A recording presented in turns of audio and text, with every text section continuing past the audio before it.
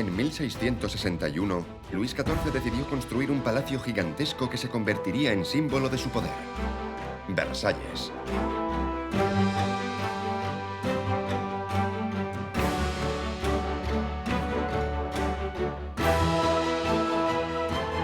En todos los campos: arquitectura, geometría aplicada, agronomía, pero también construcción naval, abastecimiento hídrico y fabricación de espejos, se rodeó de los sabios más grandes de Europa. Su palacio se convertiría en el primer gran laboratorio científico del siglo XVII.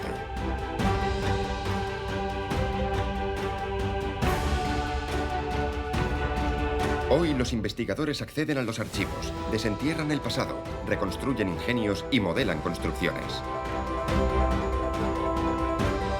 Gracias a su trabajo, descubrimos la increíble epopeya de las innovaciones tecnológicas imaginadas por los espíritus más elevados de la época.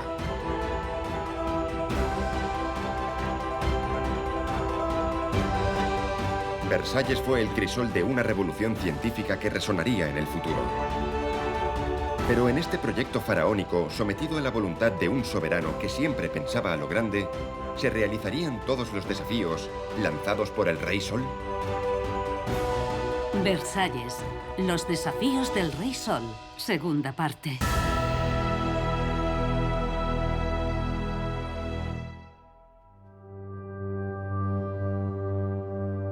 Material estrella de la galería, los espejos cubren un tercio de su superficie. La instalación de los 17 arcos decorados con 357 espejos fue una proeza tecnológica nunca antes realizada. Centro de todas las miradas, su restauración fue efectuada por Vincent Guerre, espejero oficial de monumentos históricos. Más del 70% son espejos de época que había que conservar y preservar, ya que es parte de la magia de la galería. Aquí se ve la diferencia entre los espejos biselados de la época y, a la derecha, un espejo que no está biselado, que son los que hemos cambiado. Se aprecia muy bien la diferencia. Se ve a simple vista, incluso para un neófito. Hemos buscado la unidad de color, la unidad estética, pero de forma que permitiera una lectura histórica. Para llevar a cabo la restauración, tuvo que recurrir a un tesoro: la colección de espejos antiguos que ha guardado pacientemente en su taller.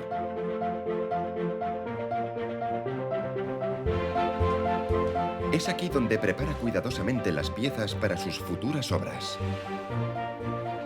Voy a mostraros la técnica básica del espejero, que es la técnica del corte. Después de pasar una tinta grasa, rayamos el vidrio. Ahora se hace con una rueda de corte de carburo de tungsteno. En el pasado con piedras duras o diamantes, pero lo importante es escuchar lo que pasa. Y por el ruido que hace, yo lo llamo hablar con el vidrio, sé si mi corte va a funcionar o no, con todas las excepciones que puede haber. La seguridad absoluta no existe. Buscamos un punto de apoyo debajo de donde hemos cortado y lo cortamos. Voy a mostraros un corte diferente. No solo podemos cortar una línea recta, también una línea curva. Para Vincent Guerre, cada corte exige mucha concentración, acompañada de una precisión absoluta. Porque estos espejos, que no se fabrican desde hace mucho tiempo, son espejos de mercurio, piezas de colección que con el paso del tiempo ya no se encuentran. En la época de Luis XIV eran igualmente escasos, y para decorar la galería de los espejos, el arquitecto jefe se enfrentaba a un problema. En el reino no existía ninguna fábrica industrial de espejos. Tuvieron que recurrir a los artesanos venecianos. La tentación apareció. Querían robar sus secretos. En aquel momento usaron dinero, mujeres de mala reputación, espías, y esos trabajadores vinieron a Francia, pero trabajaron con las familias de vidrieros franceses que ya había. Y esos trabajadores italianos fueron los maestros de los franceses y de las familias de maestros vidrieros que ya había aquí, pero que carecían de esa dimensión industrial. Como Colbert era inteligente, comprendió que era necesario crear una industria que se apoyara en los artesanos que ya había. Así que la familia Lucas de Neuilly instaló su primera fábrica en Tour-la-Ville. Así fue como Colbert estuvo en el origen de la fábrica de vidrio Saint-Gobain, hoy líder mundial en el sector. En Saint-Just, los trabajadores siguen soplando el vidrio con la misma técnica de los maestros del vidrio del siglo XVII.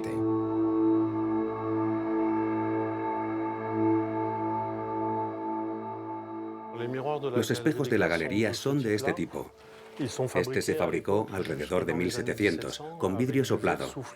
Se cogía el vidrio fundido y se soplaba en la punta de una caña para hacer un manchón, que es como un cilindro. Después se cortaba, se extendía sobre una mesa y se aplanaba para obtener una plancha de vidrio de un tamaño máximo de entre 70 y 90 centímetros, casi 1 metro. Esas son las dimensiones de los espejos de la galería.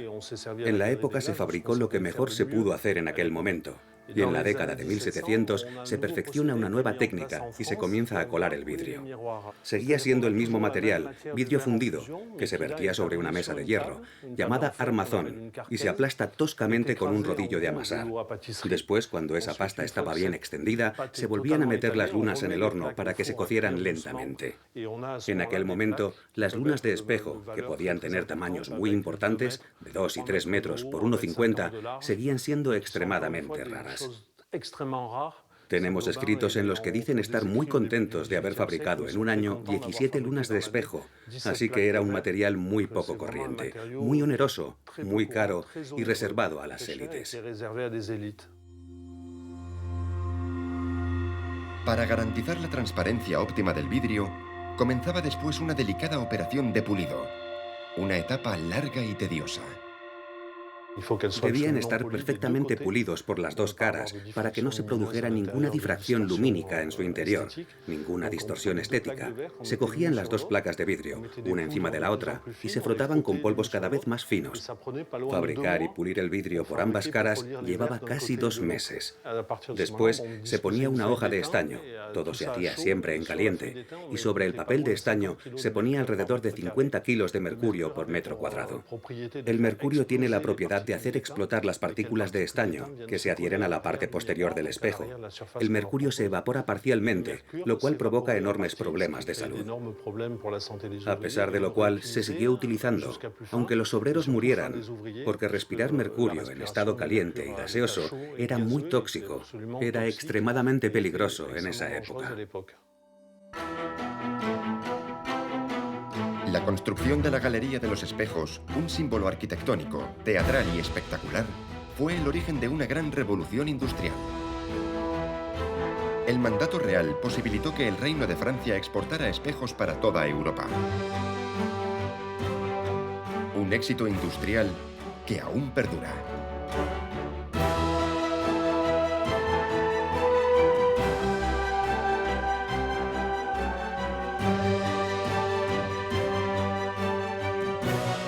En 1678, Luis XIV anunció que la corte se instalaría en breve en Versalles. El palacio iba a convertirse en la sede del gobierno y, por tanto, en el verdadero centro del reino. Ya no sería solo un puñado de privilegiados a los que habría que acoger, sino a cerca de 3000 cortesanos. Una vez más, los arquitectos tendrían que ampliar, acondicionar y transformar el palacio.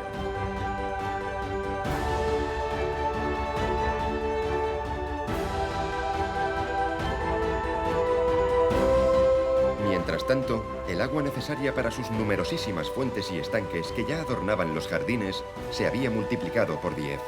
A pesar de todos los esfuerzos, la red hidráulica de Versalles no alcanzaba para abastecerlas. Luis XIV no cedió un ápice. Una mañana, el rey, exasperado, hizo llamar a Colbert y Monsard y les diría estas palabras. El Sena está a 1 legua de aquí, al pie de la colina de Louveciennes. Haced que suba esa colina. En cuanto a la máquina que deberá subir el agua del Sena, pedídsela a los señores de la Academia.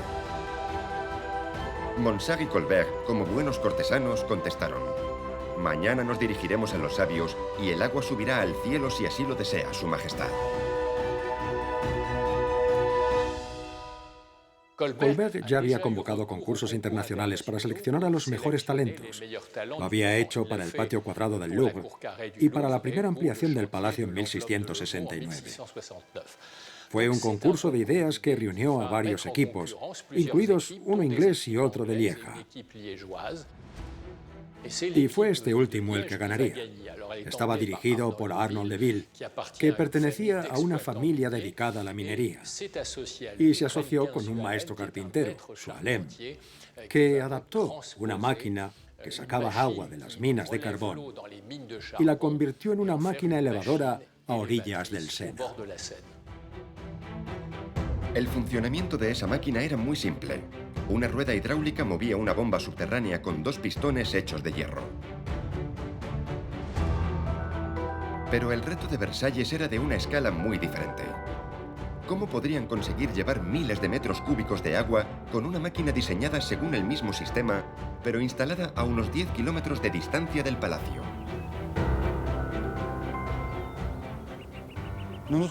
Nos encontramos en las orillas del Sena, donde estaba la vieja máquina. El reto era considerable, considerando las técnicas de la época. De hecho, para fabricar la máquina, tuvieron que empezar por cambiar el cauce del Sena para que la corriente tuviera la fuerza necesaria para mover las 14 ruedas hidráulicas de la máquina. Las ruedas accionaban las bombas que estaban situadas en 3 niveles diferentes.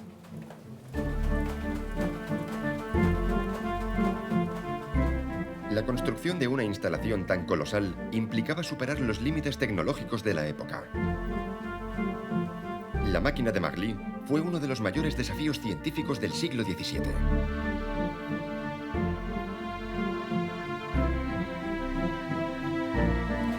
Sus creadores no eligieron el número de ruedas al azar. Las 14 ruedas hidráulicas simbolizaban el poder de Luis XIV. Pero conozcamos las entrañas de este fabuloso invento.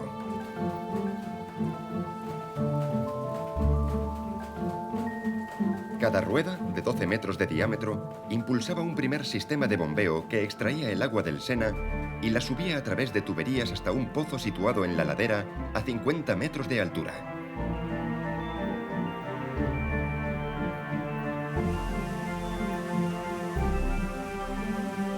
Una vez allí, una segunda batería de bombas recogía el agua y la enviaba 56 metros más alto, y así sucesivamente. Los casi 165 metros de desnivel se superaban con la ayuda de unas 250 bombas. Una proeza increíble de la que apenas queda rastro en la colina del Louveciennes. La máquina fue destruida en 1817. Una canalización heredada del siglo pasado sigue escalando la colina. En su cima aún se alza el majestuoso acueducto de 20 metros de altura por el que fluía el agua del Sena en dirección a Versalles. La máquina no estuvo a la altura de todas sus promesas. Se enfrentó a un desafío técnico inalcanzable en su época.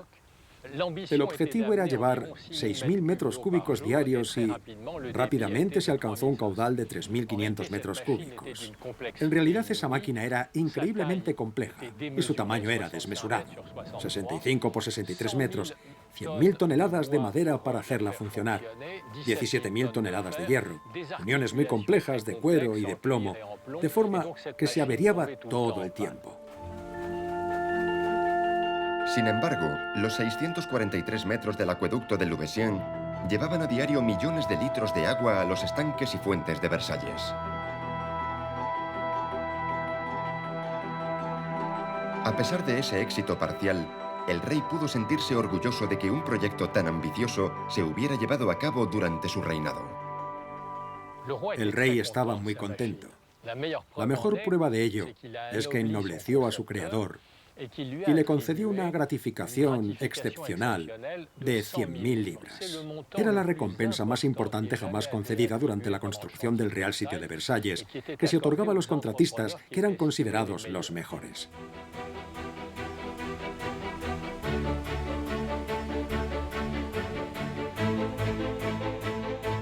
En Versalles, las obras del parque que rodeaba el palacio estaban a punto de finalizar.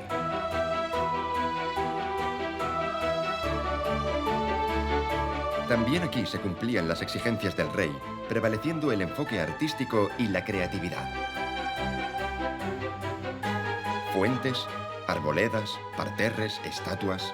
Cada elemento, aunque fuera único, formaba parte de un conjunto que revolucionaría el arte de la creación de jardines. Detrás de esta obra maestra estaba André Lenôtre. El creador del jardín de estilo francés no dejó ningún detalle al azar. Supervisor general de los edificios del rey, era un habitual de los círculos científicos. Quizá su secreto residiera ahí. Lenôtre era un heredero. Su abuelo fue jardinero del rey. Su padre también. Y diseñador de los jardines reales. Él mismo ejerció esas dos funciones. Pero sobre todo fue amigo de Luis XIV, su amigo íntimo. Compartían la pasión por las colecciones, la pintura, los bronces, las medallas. Entre ellos existía una verdadera amistad. Y eso permitió crear algo como Versalles. El jardinero del rey sabía atraer la mirada de los visitantes con la ayuda de los parterres y los juegos de agua. Pero es famoso también por sus perspectivas únicas, los grandes paseos que dan su amplitud al jardín. En el eje principal de Versalles, que se extiende más allá del Gran Canal, se esforzó por crear las perspectivas más extraordinarias, combinando las artes y las ciencias. Aquí en Versalles, Lenôtre se enfrentó al mismo problema que en todas las residencias de la isla de Francia. Extensiones muy grandes y un relieve poco pronunciado. En Versalles tenemos 3 kilómetros de perspectiva y 30 metros de desnivel. Entonces, ¿cómo crear algo nuevo, sorprendente? Pues bien, Lenôtre utilizaría sobre el terreno procedimientos ópticos conocidos por los matemáticos y también por los arquitectos, que consisten en utilizar anamorfosis y colimaciones.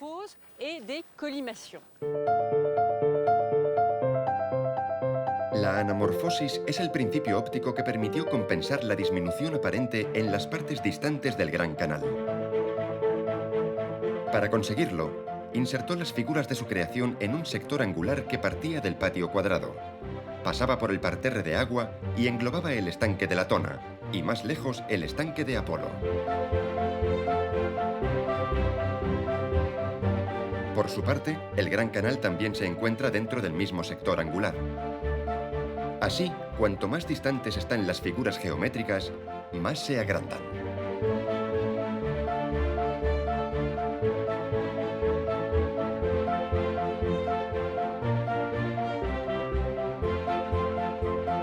Visto desde otro ángulo, el conjunto de los elementos constitutivos del Gran Canal parecen tener el mismo tamaño.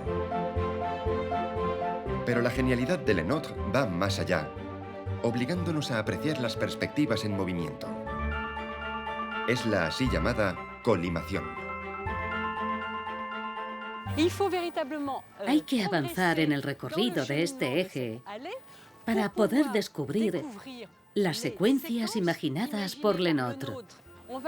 Descubriremos el estanque de Apolo, luego la alfombra verde, en toda su longitud, que en un principio aparece como un cuadrado y después va extendiéndose. Y realmente hay que avanzar hasta el borde de la terraza y los primeros peldaños para descubrir toda la amplitud del estanque de la Tona y de los parterres. Esa es la gran sorpresa de este paseo.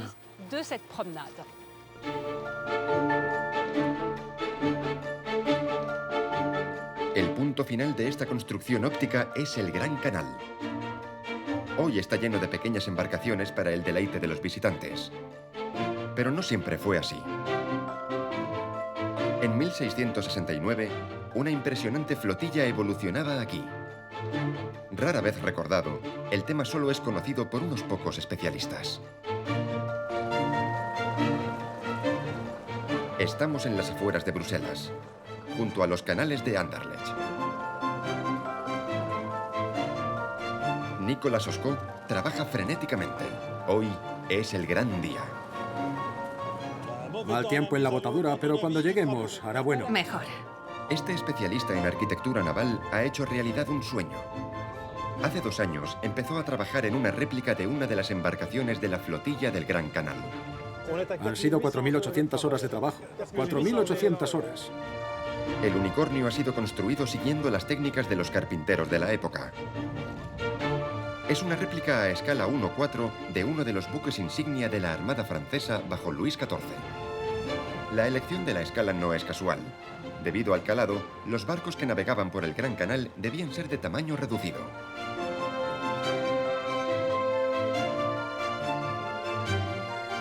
Junto a él, Amélie Dufretet, una investigadora que encontró los escasos documentos que existían de esa época y que habían sido olvidados y dispersados en los archivos de las bibliotecas.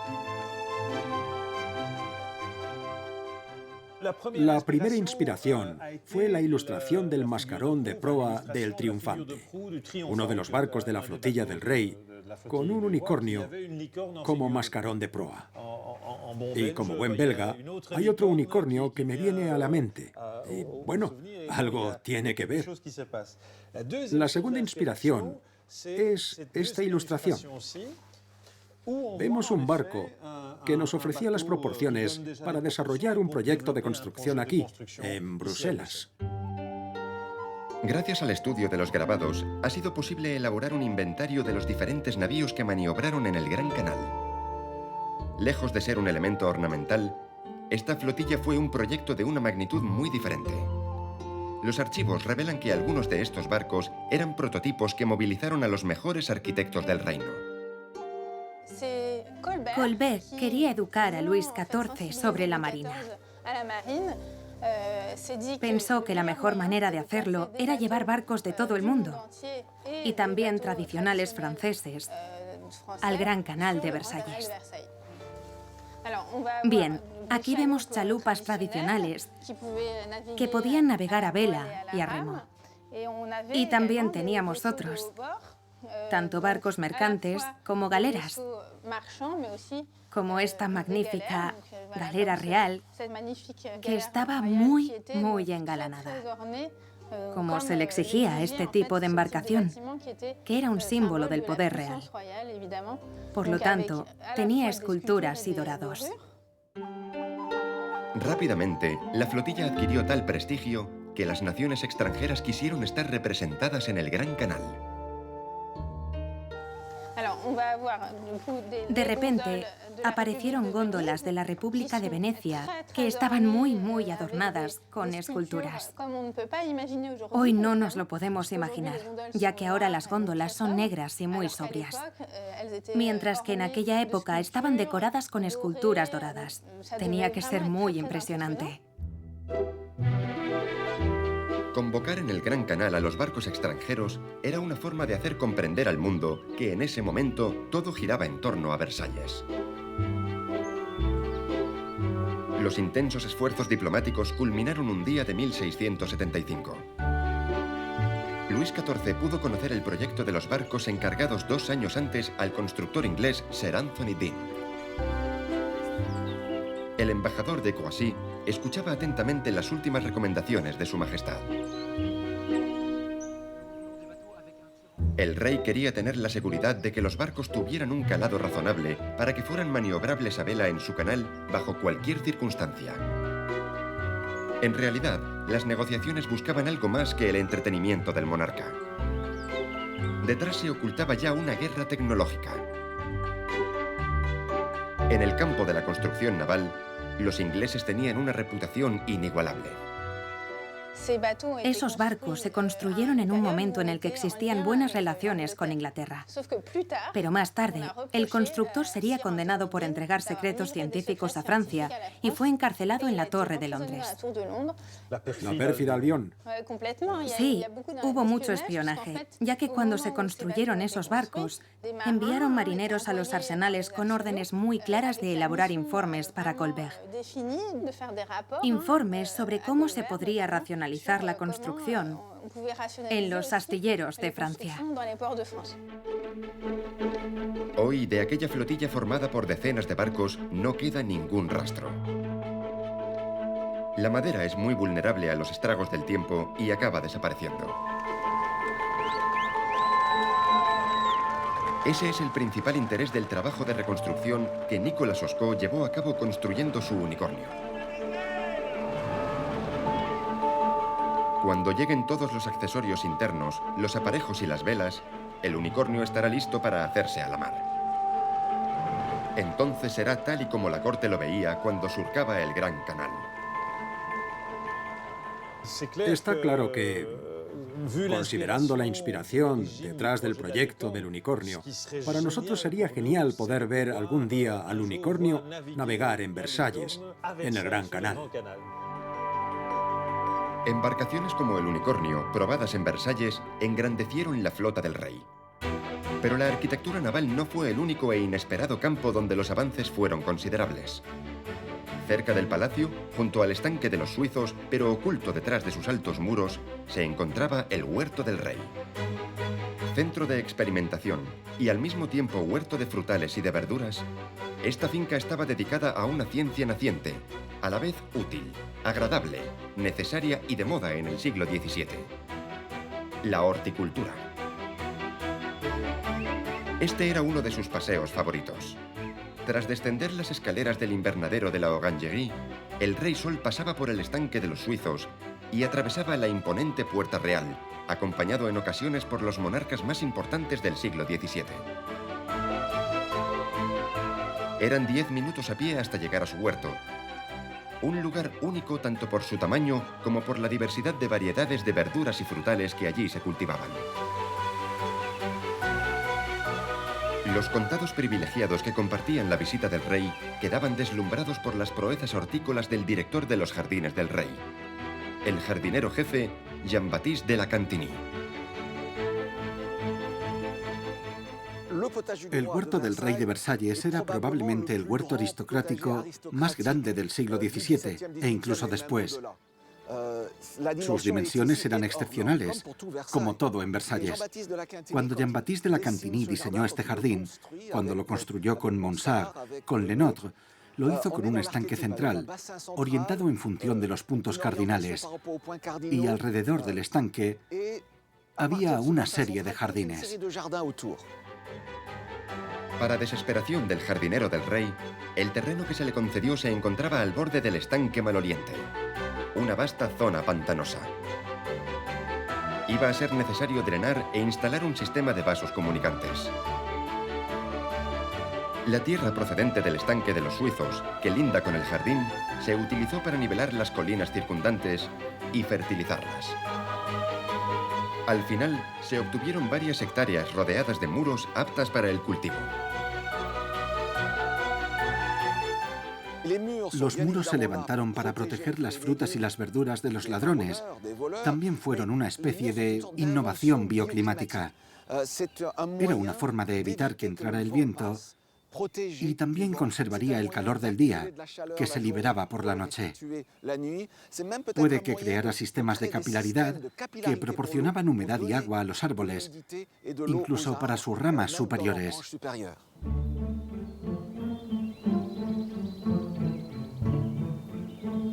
El jardinero jefe se esforzó, sobre todo porque su majestad quería degustar verduras fuera de temporada.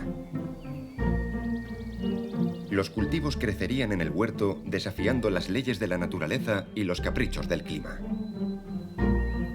Una de las innovaciones de las que más se enorgullecía era haber conseguido cultivar espárragos en el mes de diciembre o de enero mediante la técnica de la cama caliente.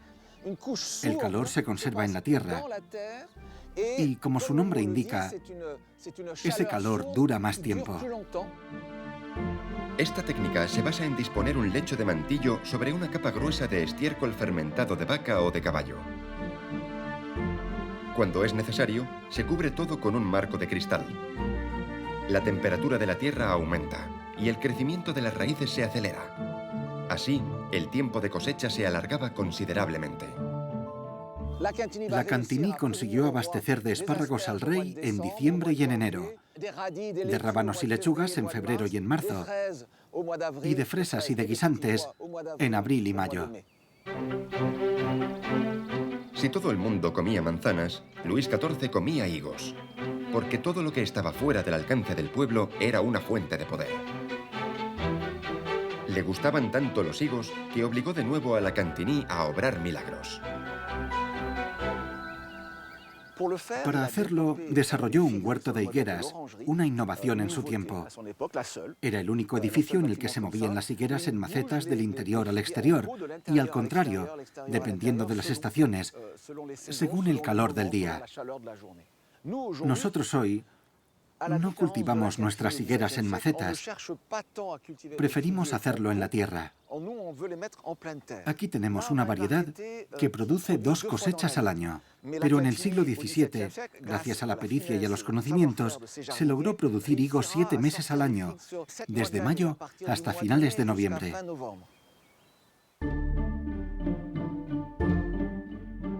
El huerto de higueras de la Cantigny era como la actual Orangerie de Versalles, un edificio abovedado con muros muy gruesos. En el invernadero de la Orangerie tienen 5 metros de grosor y las únicas aberturas son las ventanas dobles orientadas al sur. Desde hace más de 350 años, gracias al microclima natural que reina en su interior, no se ha observado aquí ninguna helada.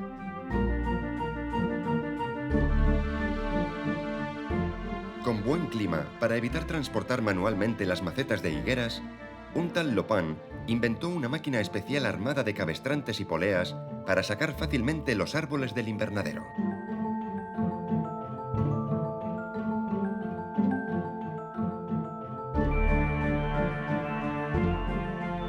En invierno, el cultivo de hortalizas se ralentiza y para los árboles frutales es la temporada de la poda.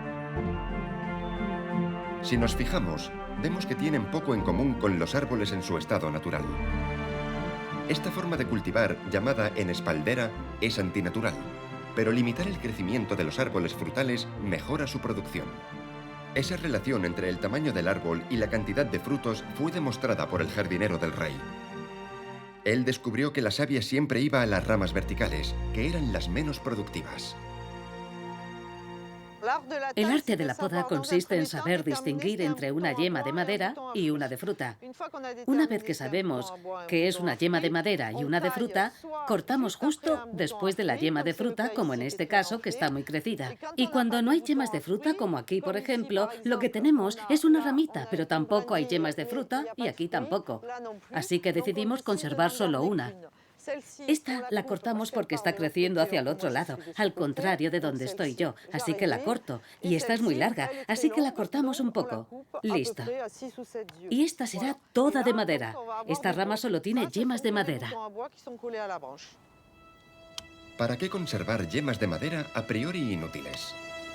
Se comprendió que el arte de la poda consistía en ver más lejos.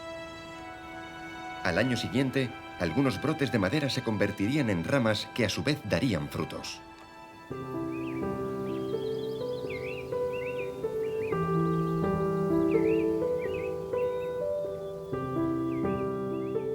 En verano, cuando el jardín se engalana con 1000 colores, la sombra es omnipresente.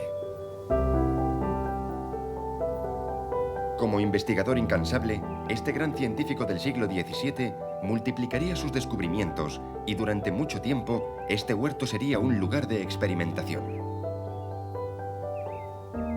Fue en este mismo lugar donde muy pronto se llevaría a cabo la aclimatación del árbol de la piña, la planta del café y se perfeccionaron los primeros invernaderos.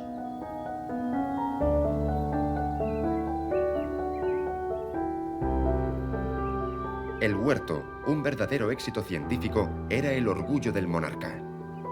Por el contrario, el suministro de agua a las fuentes seguiría siendo un motivo de irritación para el rey.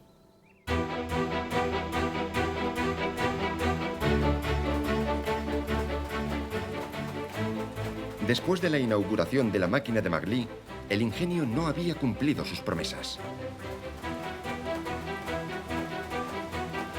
Las averías mecánicas se sucedían y las fugas se multiplicaban. Entonces se empezó a considerar una solución radical: desviar las aguas del río Aire. El río debía abastecer a Versalles a razón de 50.000 metros cúbicos de agua al día, pero estaba a una distancia considerable del palacio. Con el pueblo de Pongwan como punto de partida, el trazado original era un canal al aire libre sin esclusas de más de 80 kilómetros de largo. La primera parte del proyecto era fácil. El relieve no era muy accidentado. Pero a mitad de camino aparecía un obstáculo. Había que atravesar un valle a lo largo de 17 kilómetros. El ministro de Finanzas quería construir un acueducto con 3 niveles de arquerías.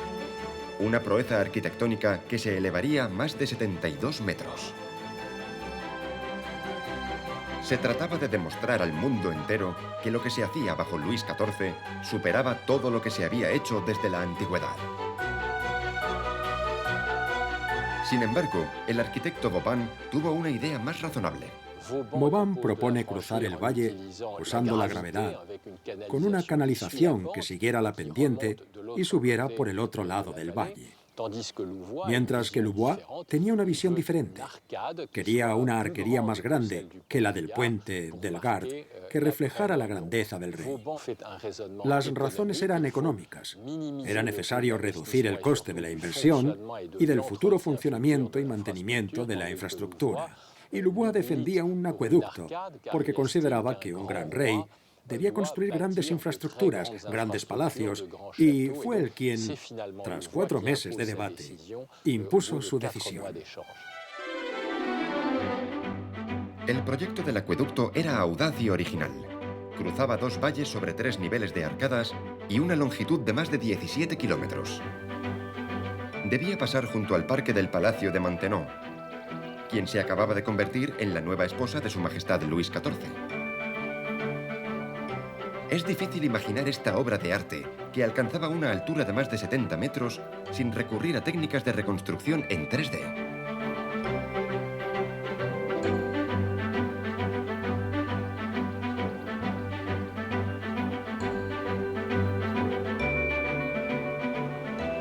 Los planos de Louvois, perfectamente conservados, han permitido a los científicos reconstruir este proyecto único. Este proyecto fue el más importante de la época de Versalles en más de 40 años y movilizó a un número de trabajadores nunca visto antes, porque aquí trabajaron hasta 36.000 personas. En su gran mayoría eran militares. Se movilizaron entre 20 y 25.000 soldados, 20 regimientos. Y Vauban usó esa mano de obra militar para reducir costes y hacer los trabajos físicamente más difíciles. Se sabía que las condiciones de trabajo eran muy duras y muy rápidamente hubo una gran cantidad de accidentes y de enfermedades debido a la mala alimentación, con epidemias de escorbuto, por lo que enseguida se extendió la leyenda de que era una construcción maldita.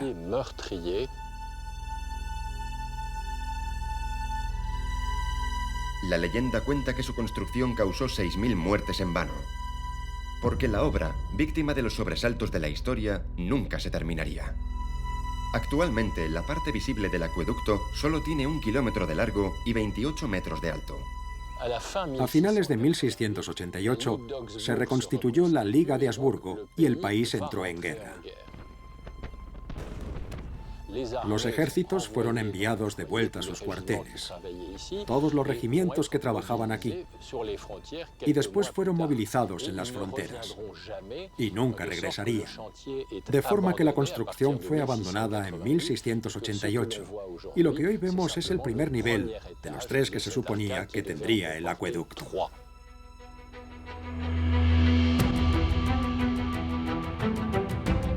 El conjunto de los trabajos costaría 9 millones de libras, más de la 10ª parte del presupuesto total de Versalles. El abandono de esta locura regia supuso poner fin a la increíble aventura de la búsqueda del agua. En 1696, cuando la guerra terminó, las arcas del Estado estaban vacías. Sin embargo, el rey pudo disfrutar plenamente del espectáculo de tantísimos juegos de agua. Y no se lo debía a los científicos, sino a la picaresca de los encargados de las fuentes. Por iniciativa propia, se esforzaron por ofrecer un ballet cada día más sofisticado. Hoy se sigue usando el mismo sistema.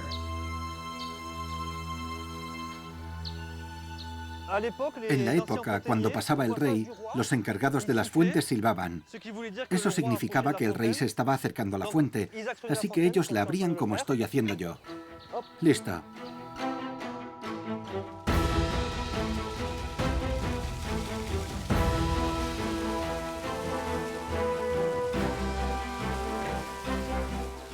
Cuando el rey pasaba de largo, volvían a silbar y en dirección contraria la cerraban. Esta es una de las formas de hacer que funcionen las fuentes sin desperdiciar agua. Yo creo que algo sospechaban.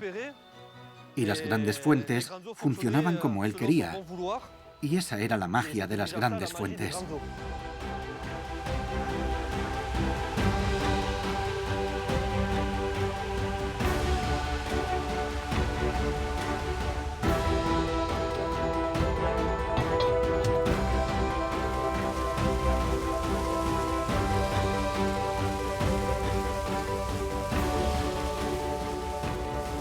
Versalles formaba parte de un proyecto político.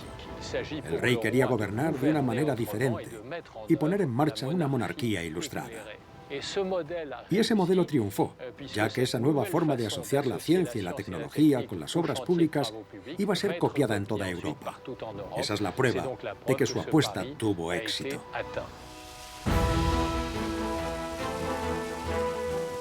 Versalles, centro de poder, de placer, fue también, y por encima de todo, un lugar de ciencia, un lugar de experimentación, un laboratorio científico al aire libre fabuloso. Cuando lo recorremos hoy, ¿qué es lo que vemos? Seguimos viendo su magia y aún podemos percibir las huellas de los científicos que participaron en la creación de esta obra maestra. La aventura de la ciencia en Versalles continuó mucho tiempo después de que se terminara el palacio y de la muerte del rey Sol. En el siglo XVIII, presentar ante un rey un nuevo invento o un descubrimiento suponía la consagración suprema para los científicos. Presentados en Versalles, los comienzos de la electricidad y el vuelo del globo aerostático tendrían una repercusión inmensa en todo el mundo.